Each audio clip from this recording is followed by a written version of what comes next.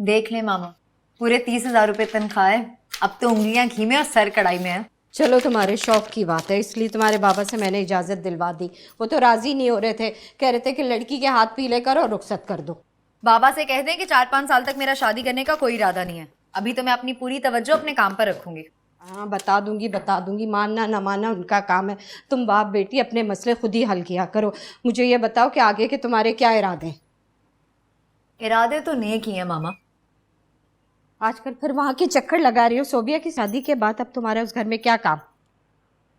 बिना काम के कौन किसे घास डालता है मामा। बस समझे, जब भी जाती हूँ किसी मकसद से जाती हूँ। जब बाप से फिर कोई मामला चल पड़ा है तुम्हारा? देखो अपने मामले में खुद मुख्तार हो जवेरिया, समझाना मेरा फ़र्ज़ है। शादीशुदा मर्दों के चक्कर में हमेशा नुकसान ही उठाना पड़ता है। कुंवारेपन में वो कौन से तुम्हारे काबू में था, अब तो दो नखेल पड़ गई है। ज़रा बाप का ख्याल अपने दिल से निकालो। अगर आरिफ के लिए कहती हो तो मैं बात करती हूँ, अच्छा कमाने वाला है वो। दफा करे उसे मामा, इतना चालाक है ना कि मुझे पागल बना के छोड़ देगा वो। हाँ, जैसे ज़रबाब बड़े काबू में था ना तुम्हारे। बस इसी बात का तो गम है, और इसी गम को गलत करने के लिए तो वहां जाती हूँ।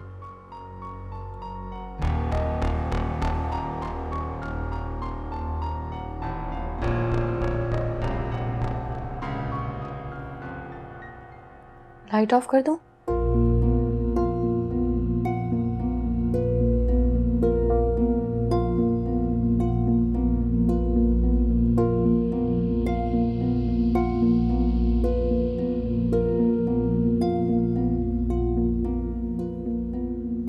ज़रबाब, तबीयत तो ठीक है ना आपकी?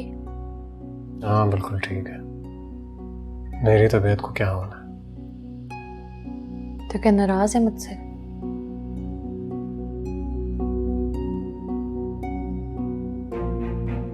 मेरी इतनी मजाल है कि मैं तुमसे नाराज हो जाऊं?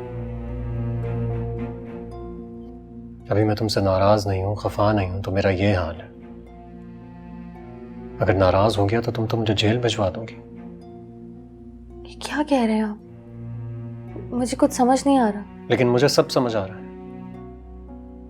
तुमसे ताल्लुक रखने वाला हर शख्स मुझसे बदजन है। उसे लगता है कि मैं तुम्हारा ख्याल नहीं करता, तुम्हारी कोई परवाह नहीं है मुझे। आपको गलतफहमी हो रही है, मैंने किसी से कुछ नहीं कहा। अब अगर वो ऐसा सोचते या कहते हैं तो उसमें हम पाबंदी तो नहीं लगा सकते। इल्मा, मैं मानता हूं मैं बहुत बेअक्ल हूं। ये हेरा फेरियां ना तो मुझे करनी आती और ना ही समझ में आती है, लेकिन इतना भी पागल नहीं हूं जितना तुम समझती हो। तुम्हारे मरहूम वालिद थे तो मुझसे बदजन, रामिश साहब हैं तो मुझसे बदजन, और तुम्हारी बहनें, उनकी नजरों में तो मैंने हमेशा अपने लिए शिकायत ही देखी हैं। इतना बुरा हूं मैं?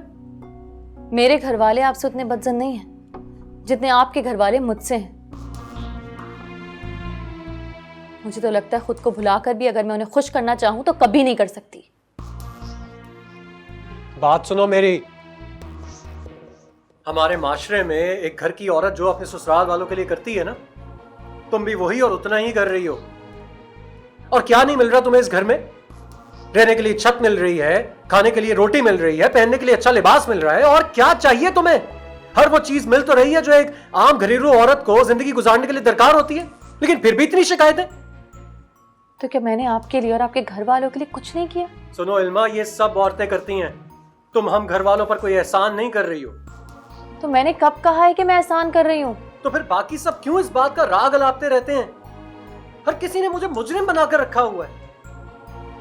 मैं काम पर जाता हूँ, शाम को घर वापस आता हूँ, तुम लोगों की जरूरियात की हर चीज पूरी करता हूँ, फिर भी ये शिकायतों का मकसद क्या है?